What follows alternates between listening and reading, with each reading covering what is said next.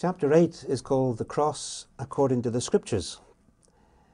And that is probably a phrase taken from one of the very earliest descriptions of the gospel that we have, which was when the Apostle Paul said in Corinthians, he spoke about how Christ died for our sins according to the Scriptures and was raised again according to the Scriptures.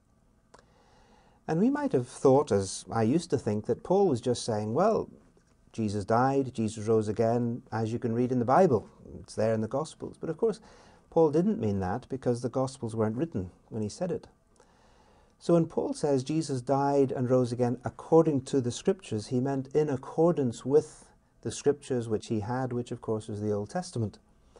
So what he's saying is that we should look for the deepest meaning of the cross, not in terms of stories that we might make up to explain it, but in terms of the story in which it is actually set, which is the story of Old Testament Israel and God's plans and purpose for them, and then ultimately for the world through them.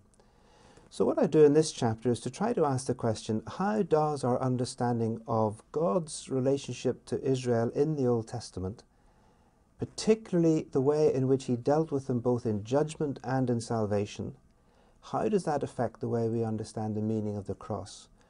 Particularly the issue of whether the cross should be understood as the worst that human sin and violence can do against God, or in terms of God himself taking on himself in the person of Christ his own wrath and judgment against our sin.